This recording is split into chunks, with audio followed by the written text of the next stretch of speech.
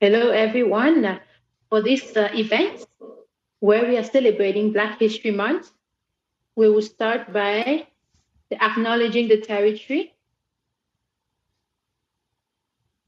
We recognize that we are on the traditional territory of Anishinaabe people and indigenous residents and how they have contributed substantially to the quality of life in North Bay.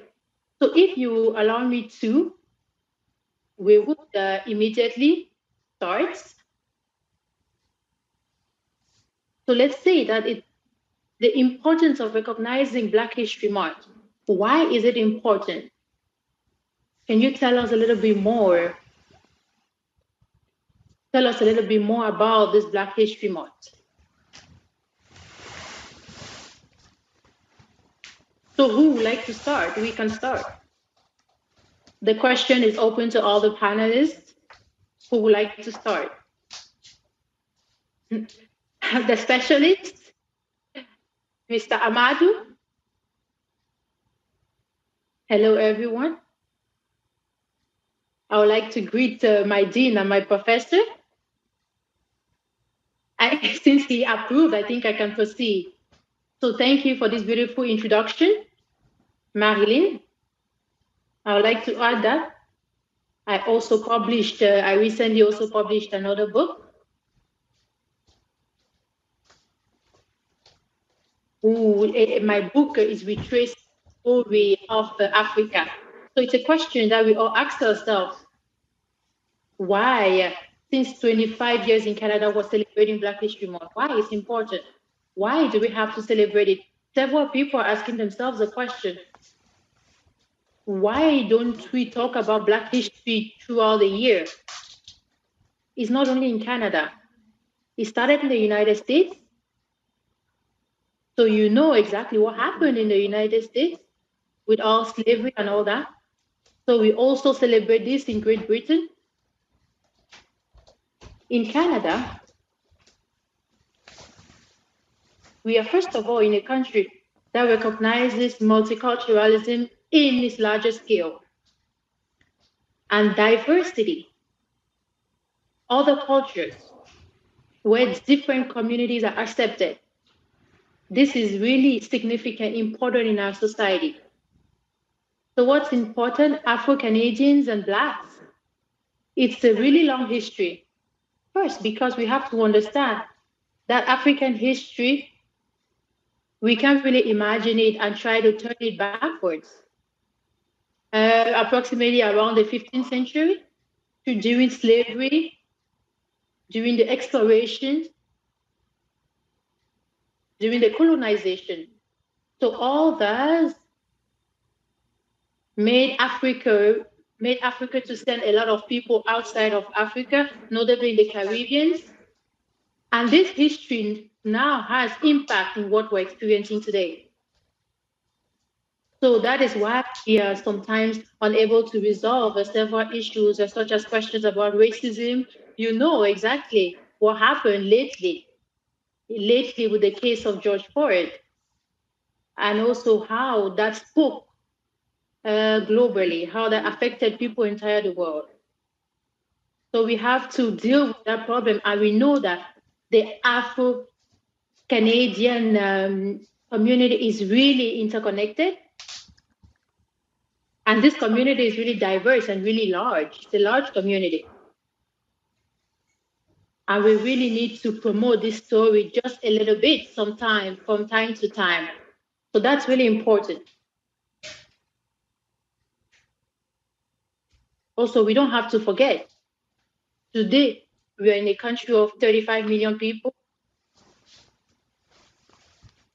So, and about 3 to 4 million Canadians are from African descent. And they are Black Canadians.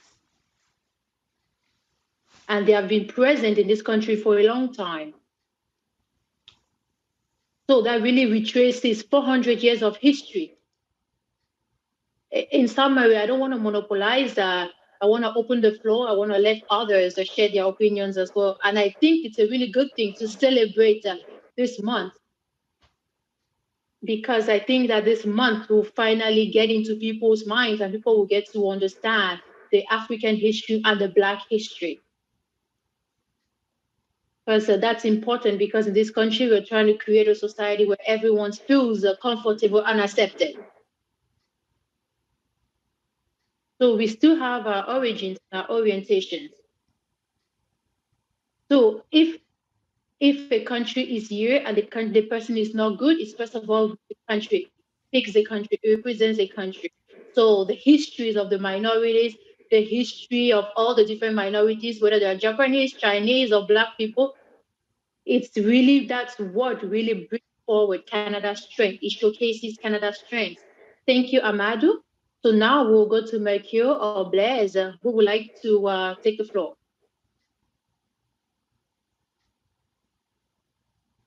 I celebrate Black History Month for decades. I've been celebrating it for decades now, because something we have to do always. But I must say that I'm a little bit worried because celebrating Black History Month is good. There is the month of women, we're celebrating Women's Day and all that. So there's the month we're celebrating, there are different celebrations, history months and all that. So what that suggests is that Blacks have to be singularized. And I think that Black History Month must enable people to understand, to get to know Black people, and that's a really good thing. It's like books, like Amado's books are really important. But I think we need to emphasize the best thing that could happen to us Blacks is that we get treated as others. We don't want a different treatment. We don't want favors. We don't want discrimination anymore. We need people to treat us as citizens. I think that's what we really have to emphasize. And that's what we really have to adapt and precise in our evolution. I don't want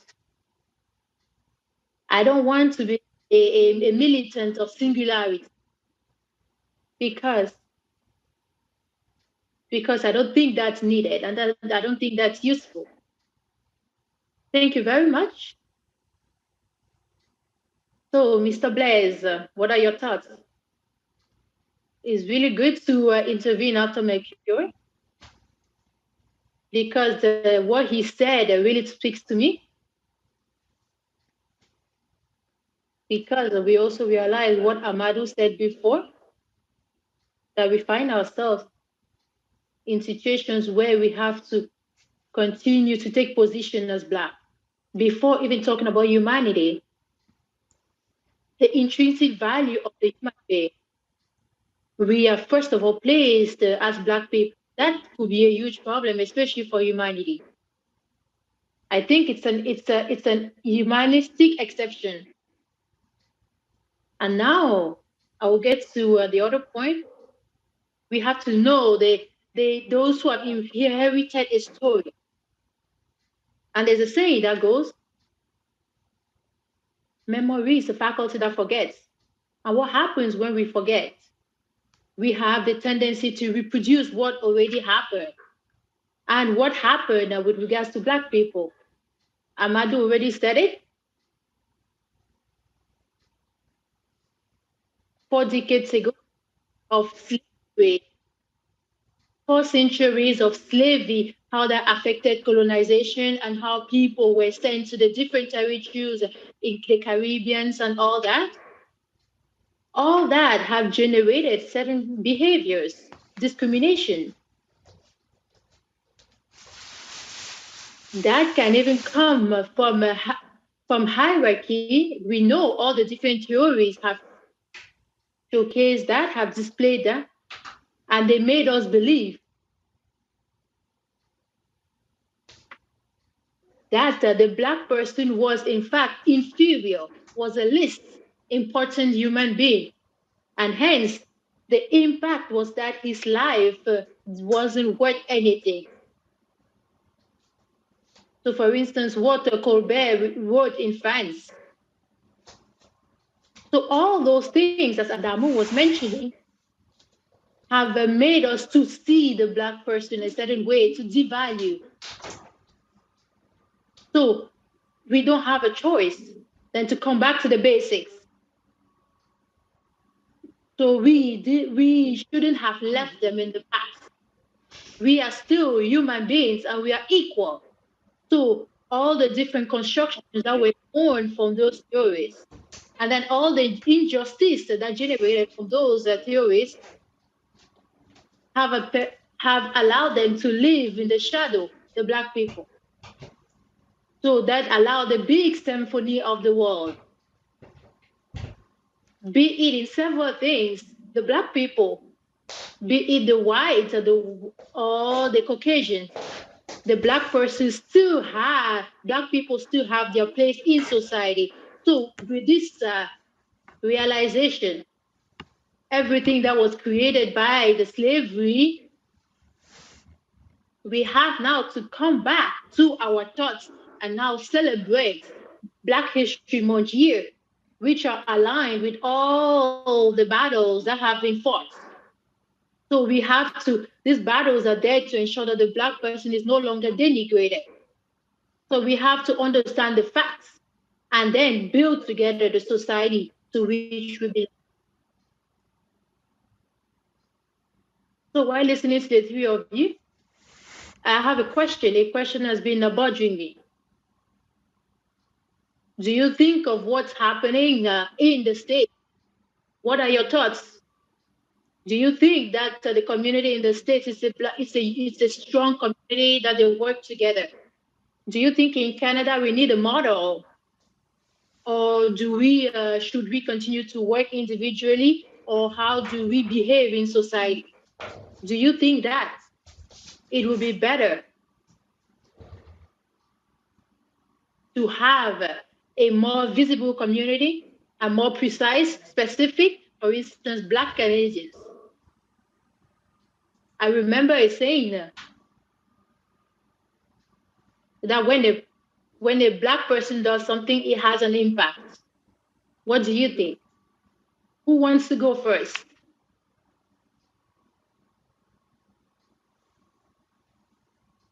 I'll let the other panelists proceed. Melchior, I think you would like to answer. I don't know if you want that we have to create a Black Canada or create an organized community. If that should happen, that would be a good thing. But I think that would not happen because in several things, I noticed that in Black History Month, for instance, or with slogans such as Black Lives Matter, we tend to base ourselves on those slogans for mobilization. We go with several dreams, and then we forget the actual history. For instance, if we talk about the United States, it's from decades ago. We can even take the slogan Black Lives Matter because I think it's an opening.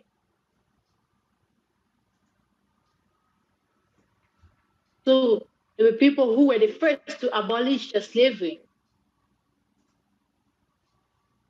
I think in the year 700. So if we take Martin Luther King, Malcolm X, Mandela, several people who preceded, they're the ones who contributed hugely, and they contributed greatly, powerfully. And we still weren't able to abolish the problem that was raised by my colleague Blaise. And I think and I think each generation to bring forth. And I don't want people to discourage themselves because of deception. Because based on what's happening in the United States, despite all the years of fighting,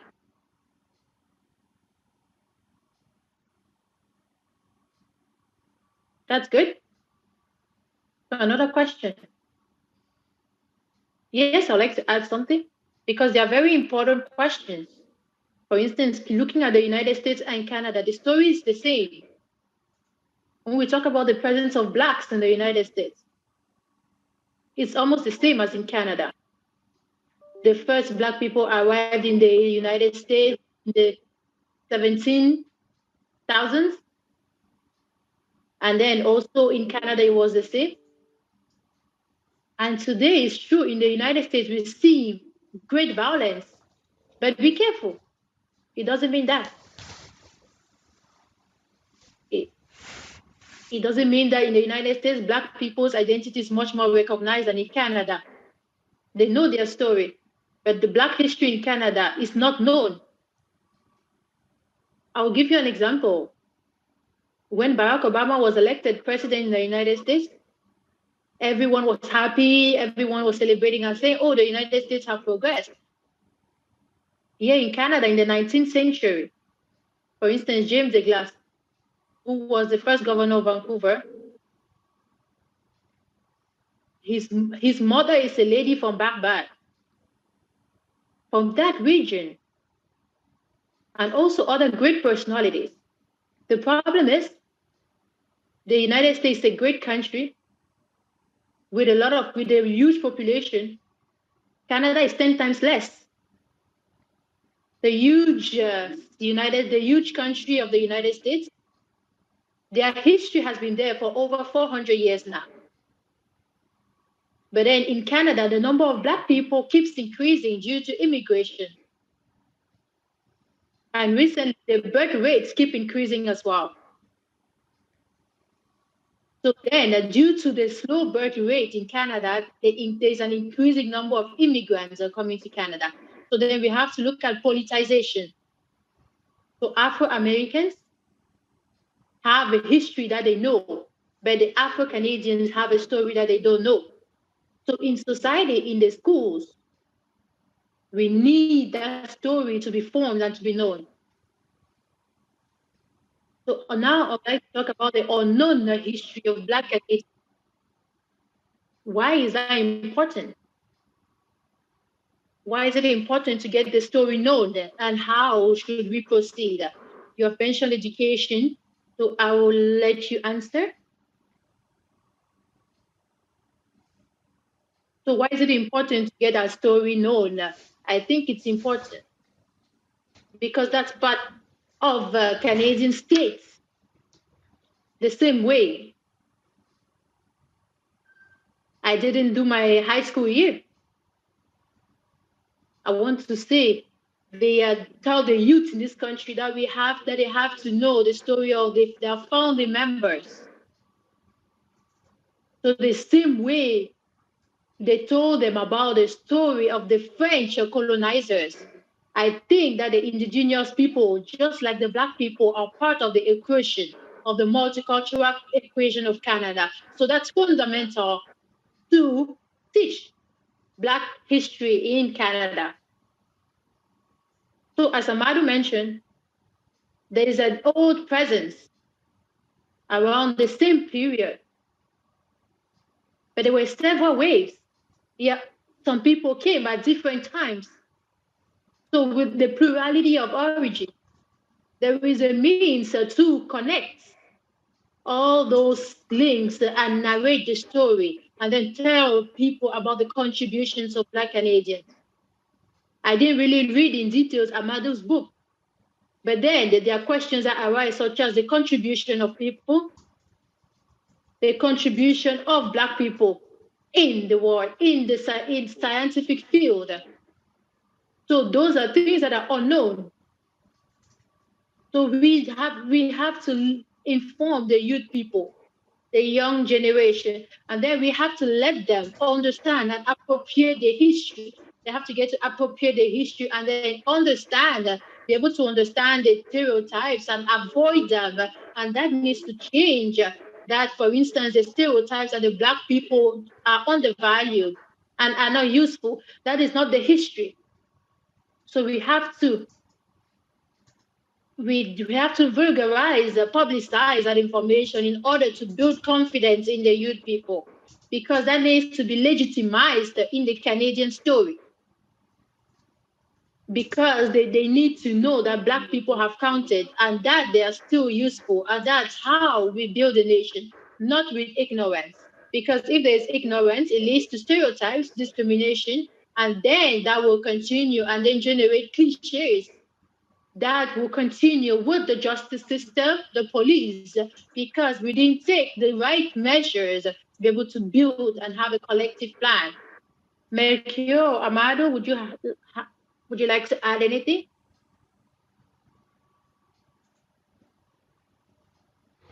So what I'd like to add,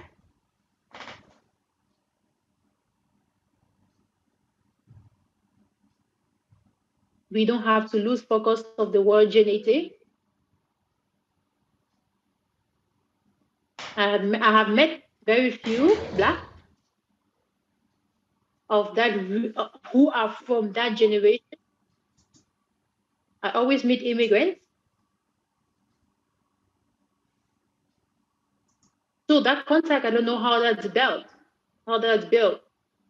Maybe it's voluntarily, but then recognizing it and knowing it, we need to know where to find those people if we want to be instructed. So we also have to be very careful.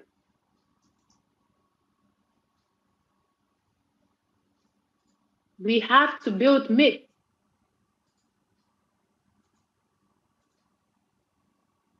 Be able to give ourselves a fabulous ascendance, a heroic one. Because I was very shocked last year, for instance. I was like, oh, Black History Month, just like that. Then I saw a historian who was showing that there were many inappropriate facts because he couldn't find anything in the documentation on Da Costa. So I was like, oh, you have to proceed. Verify the facts. So we have to check. For instance, a historian is not something that's hidden. A historian that's publicly, who is a public figure, Da Costa, for instance. So, for instance, that historian made me understand that 90% of what is being said about Da Costa are not relevant. So it's like we are running behind the story to try to find things, that are there to promote us. So for others who are not Black, it's important for them to know and understand Black history because it's something that will be able to rebuild the communities and the Canadian communities. I would like to add also, why is it important? We try to understand what is Black History Month for the past centuries. So ever since the Black history is not similar to any other story, for a simple reason. During the 15th century, during the slavery, which was universal in all the societies.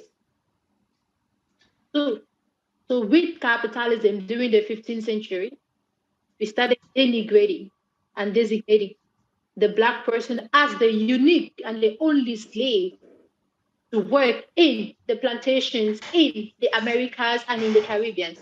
So that's one thing that made the Black to be assimilated as a slave in all the other regions of the world. So after slavery, what happened? It's true, slavery was abolished. I'll give you an example in Canada. So in the 1800s, when the slavery was abolished in Canada,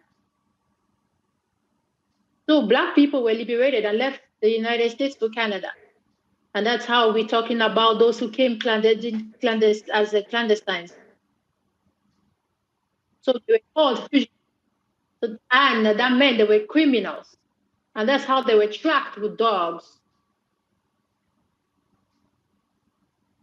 So that way of doing things already created a popular imagination that that's how Black people operate.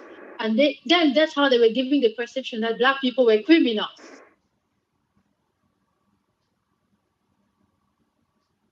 So the second imagination tied to the Black person was a criminal.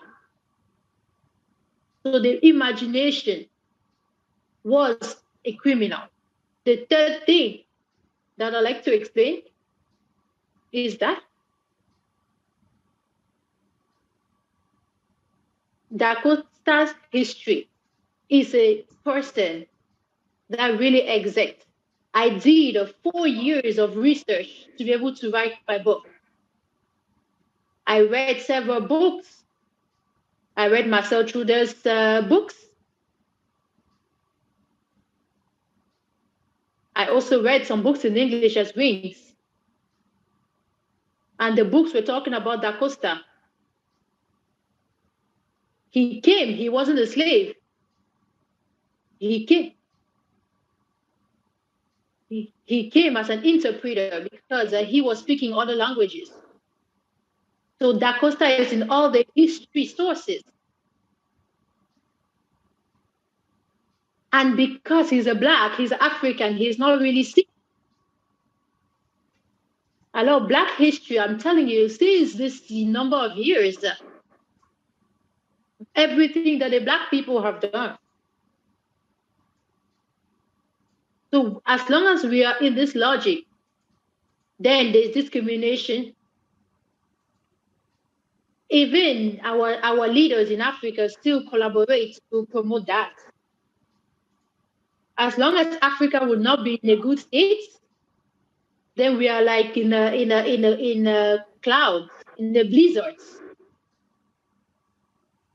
And that's how we'll be able to exit as long as we talk about our history and get it known. That's how we'll be able to exit. So the history is get to know the past, where we are today, and where we are heading to tomorrow as a society. If we don't do that, then we would miss the point.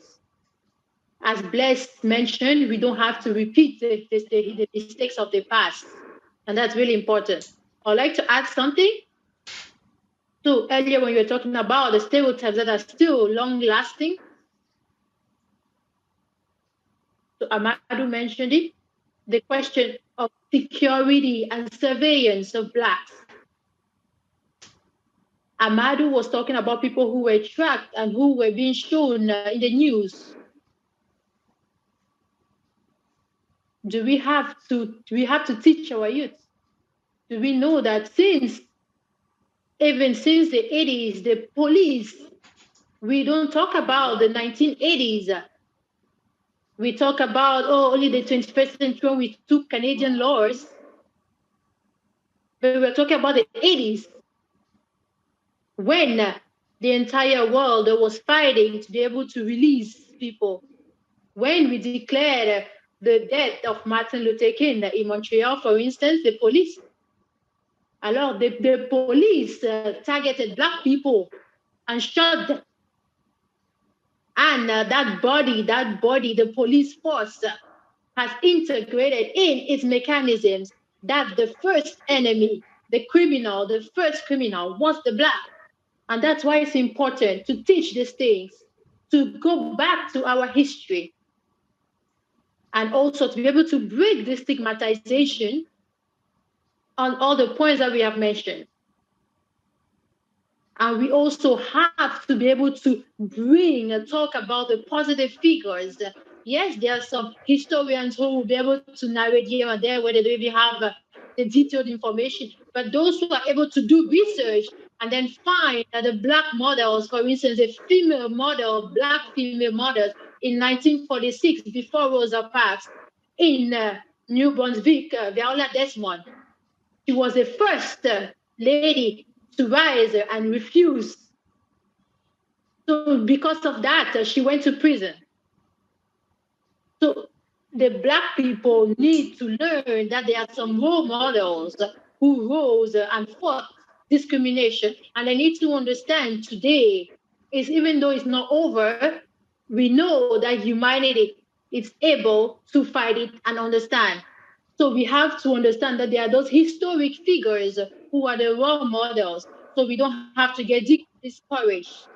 It's true, sometimes we tell ourselves, we ask ourselves, when will this be over? But there are some positive role models here, even in Canada, and we have to teach the youths, teach the schools, the communities about them.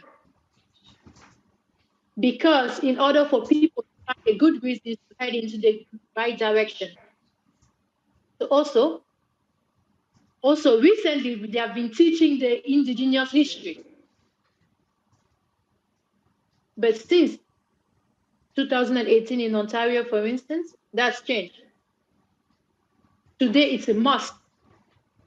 It's a must to talk about indigenous history. It's not only marked, it's not only there mentioned, but it has to be taught. Why? When? Why not Black history? When Black history dates from 400 years ago.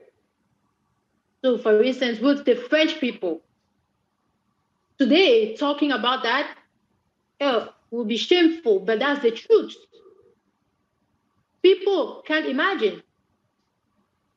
It's not our problem, the fact that there is no one.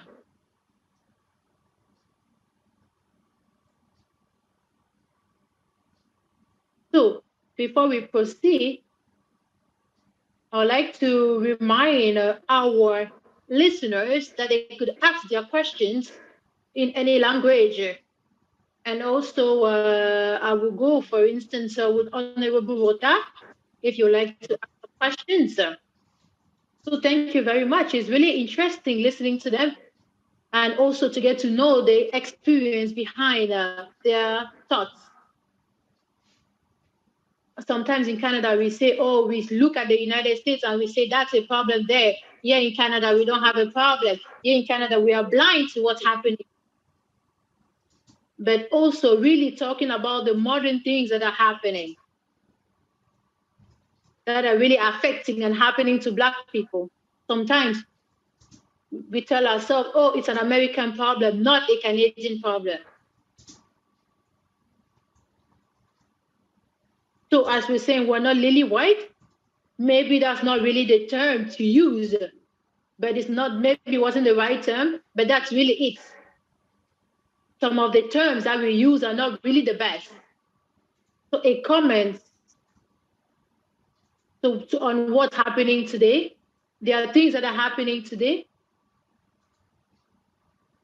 And I really find that we're much more metropolitan, be it with the social media or like what's happening, what is being lost, and all the extremities.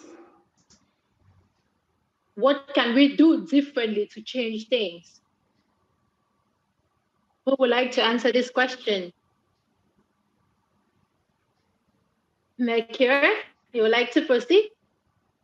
So what can we do? Oh, the question should be, what can white people do? But no, what can Canadians do? So the effort needs to be from everyone. We are integrating.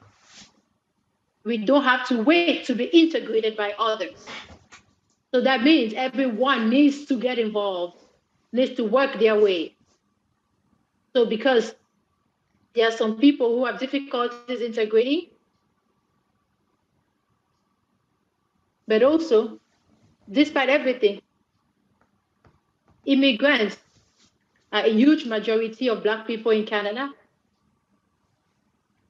And I think we have to teach our children also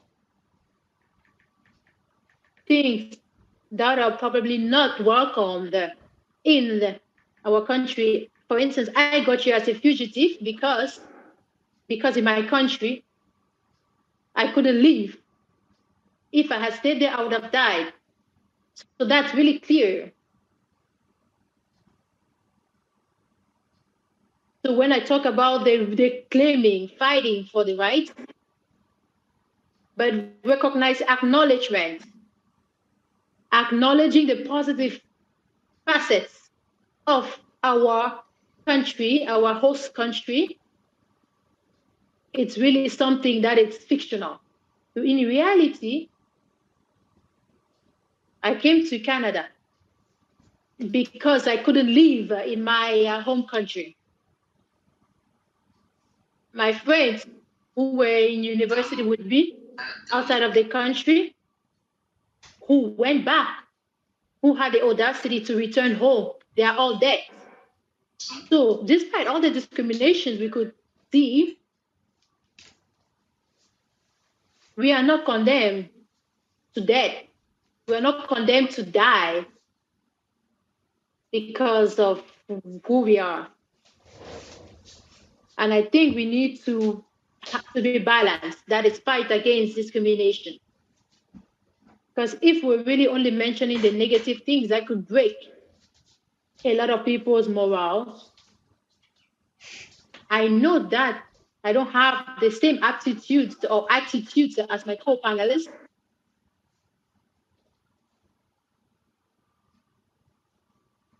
For instance, my daughter is really fighting the Black Lives Matter movement. She has a different experience. Her experience is not mine. And my experience, I came here and I was really, really relaxed. And I was really grateful that she was born in freedom. Oh, and we see how that's really different, the way people understand it, and it's complex. So we don't have to simplify. We don't have to minimize. We don't have to mystify the whole story. I would like to, yes, he's right. When we talk about these things, we only say yes in the United States, but we also have it in Canada. So that means that here in Canada, sometimes that reaction is present. Before the creation of the Confederation, 1837, Canada, it's a territory, it belongs to Great Britain. So they went to India and they have different colonies. So all the other minorities in the British countries, British territories. So when the Confederation was created, we said Upper and Lower Canada, and also Nova Scotia that was created. And then we see a higher discrimination. When we look at the immigration of West Canada towards Western Canada, we are not only talking about the French Europeans, the Norwegians, they went to live there in Western Canada. Look at Western Canada, there are a lot of Danish people during that same time. Black people who left the United States, Nebraska, so they didn't want blacks, they wanted a white Canada. Canada was created as a white country after the Confederation. So that's something we need to rectify. After the US Revolution, 1965, do you know that 50% of the Afro-Canadian population in Ontario went to the United States? In Nova Scotia, as in Ontario. In the churches, in the restaurants, did they have the rights to go? We will need to know the story. Oh, the other side, they were teaching, were showing people that Canada is the paradise, it's paradise for Black people. But no, in grade 7, grade 8, we are showing Canada and introducing Canada as a paradise for Black people. No, we are not here to talk about that history, but we're here to make sure that the story is known. Also, leaders, currently African leaders, are dictators. They don't really care about the populations, but as long as the liberation won't come from the diaspora, Africa in itself is unable to do anything. So I think we don't have to be afraid. We don't have to be complex. We have to work and talk about it. Thank you. Blaise, would you like to add something? So I was really carried away by the really passionate responses. So really, just to come back on what Melchior said, it's really clear. Be it on questions that we have seen, or on the question of George Floyd's death. There are several youth who were born young who don't really know the story. And also people who are from different countries, like the three of us. So I came from Belgium. So my experience is really different. So people's experiences are different. So as what Melchior was saying, like every time, and I did it again 2 days ago with a journalist. So I thought about the choice that I made to come to Canada. And I told myself it's one of the best decisions I took. If I can compare with what's happening in Europe, we chose the assimilation model where there is a certain universality, where they want which requires that everyone has the same rights, fraternity and equality, and a freedom, liberty. So there are theories, but people from African origins, where if we stick to our theme, our history, they don't think that this really pertains to them. So then we arrive at laws, we reach laws such as where they want to break the republic. So then if we get plunged in the sand, we always have to think and remember that we're all children of the republic. And I rejoice that Canada went against this model. So I don't want to promote the liberals, and they really took into account this specificity and really created policies that are relational. So in order to be in relationships with other people, by taking into account what the other brings to the table. And so we are part of this community that really thinks about this. So who really considers my accent, my Bantu laugh, my Bantu accent, or who doesn't really speak about Canadians or the Canadian accent, but really considers me and takes me just the way I am. I'm really conscious of this. And that being said, I think the primary responsibility of an immigrant is to understand that the country he or she is joining becomes better than the country they left. And that's how I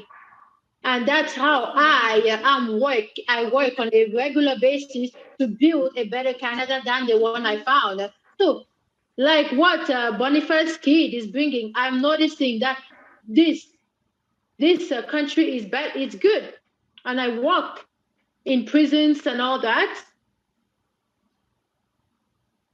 So I want to see. I don't want to see one where there's an overly representation.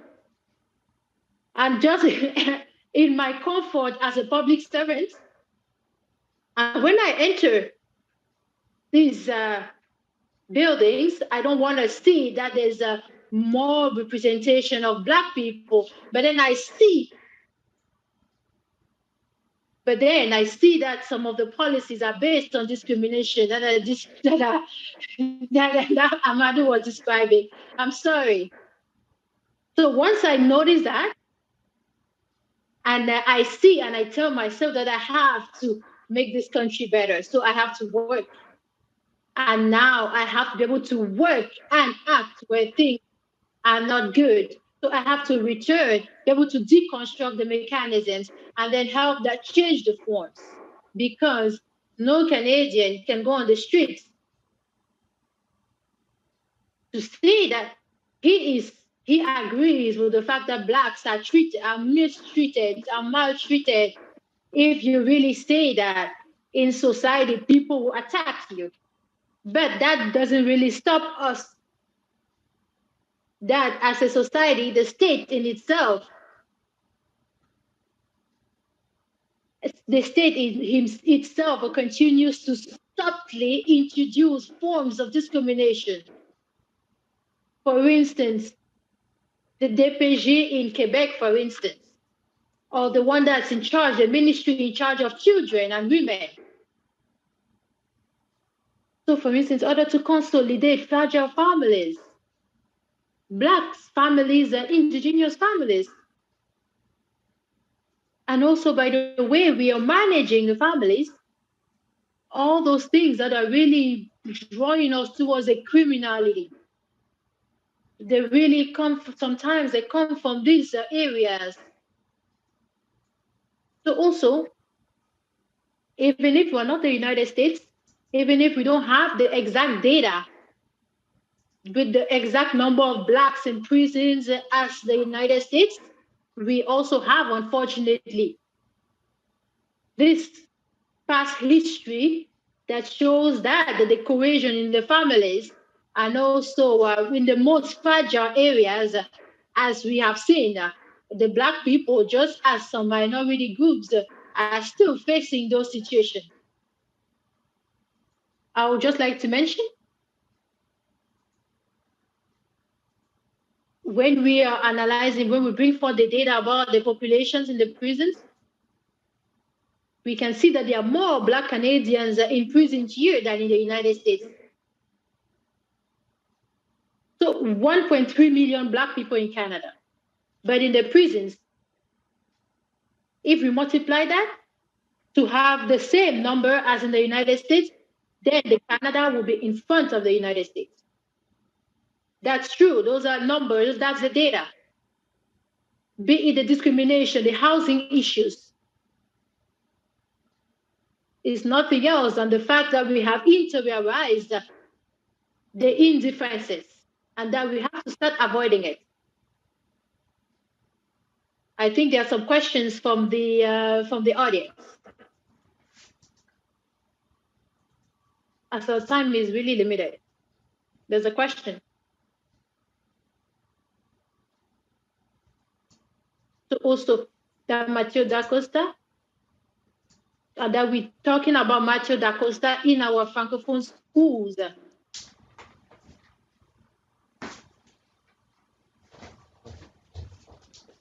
What can we do to implement a change in the history curriculum in Ontario in order to better teach Black history?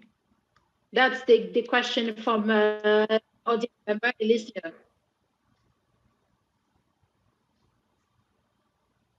Those are political decisions as mentioned earlier. Education, the ministry is in charge of it.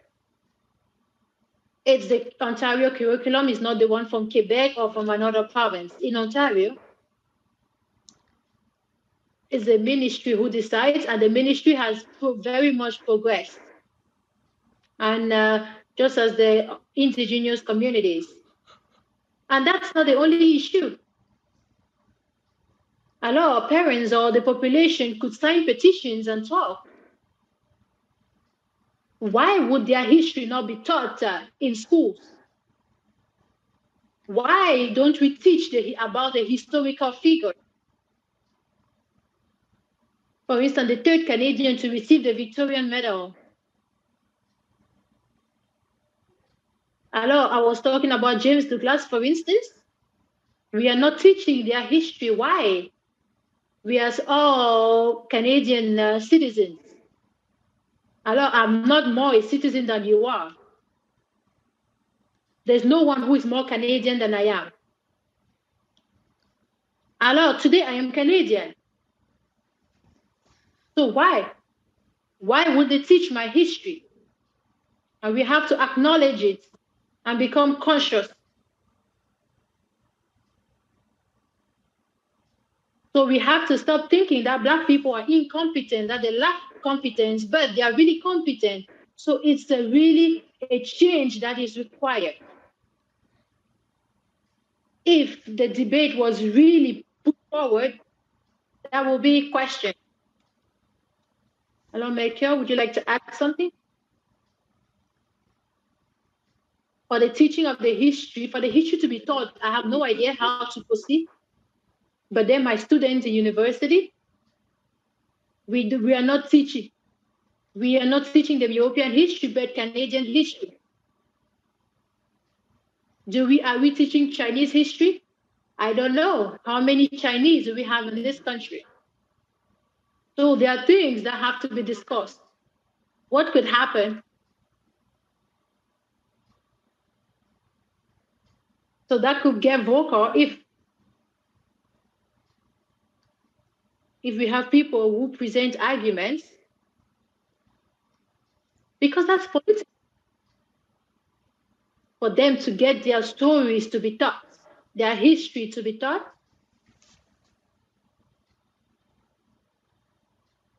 And so that's really up to Black people to act politically. Mr. Rota, I'm not sure. So if they put their cards forward, I'm not sure how the other people will react. I have no idea.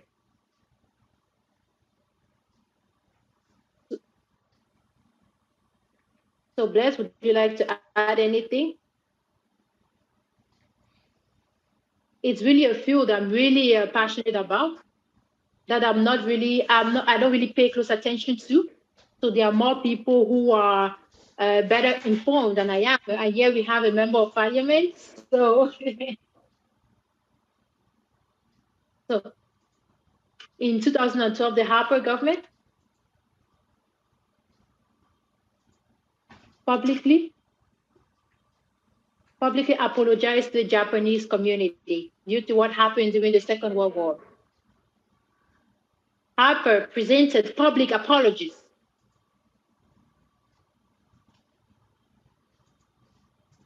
Has someone ever heard about an apology regarding slavery in Canada? That means that clearly we live in a world where everything seems normal. And a lot of people think it's normal.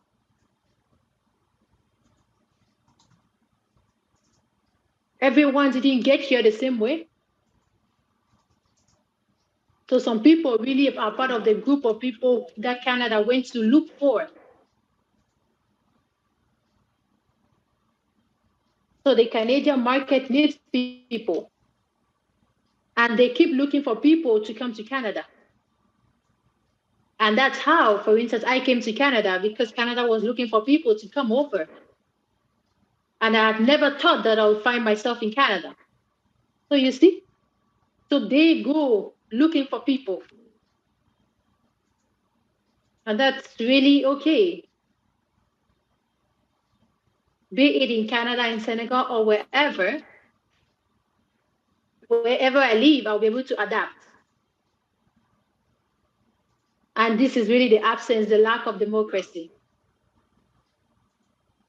Population, the military, and the justice, the minority. And we need democracy, where minorities are treated with dignity. And that's really the real democracy I'm dreaming of. Thank you. We have another question from the listener. What do you think? What do you think of the juxtaposition in the terms of the Black and the white person according to their racial definition?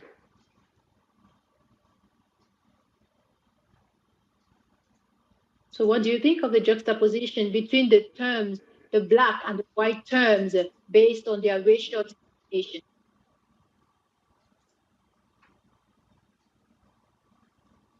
I know one thing. In terms of race, there's only one race, the human race. But the appearance, based on appearance, we see that some people have darker skin. We see that Black people are not really Black, but we see Caucasians who are white. But in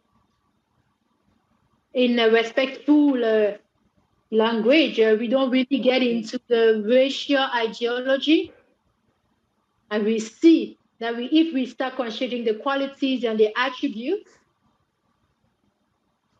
then in that case, I might be considered, the fact that I'm considered Black, that hasn't really been a problem, but we can really extend and go further.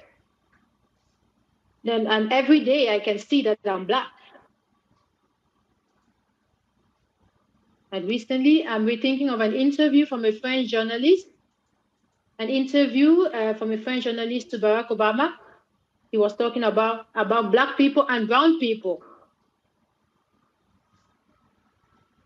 And the French translator said Black people and people of color. He said brown people and people of color. I think it really depends on countries. When you're in the United States, as long as you have an inch of Black blood, you're Black.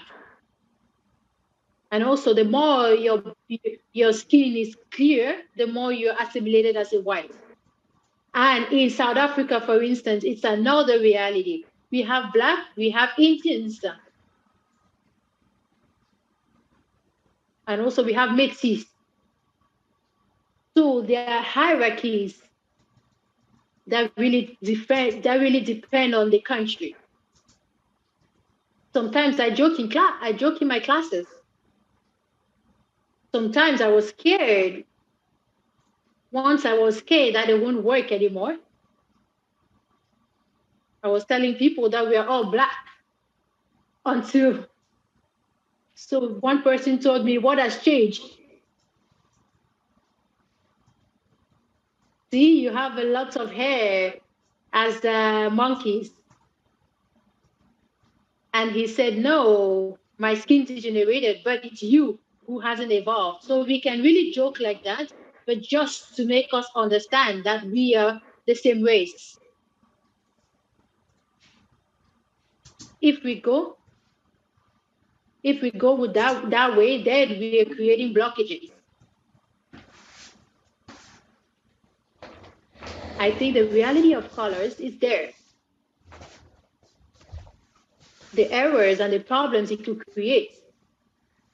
And how do we overcome those problems? We are Black. We are originally Black, and then you can really go and study scientifically what happened with the color and how that diversify. So basically, we are the same race.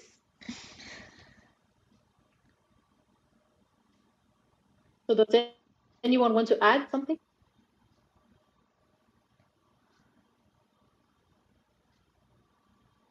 So we just said that the minister will be late, so we can continue.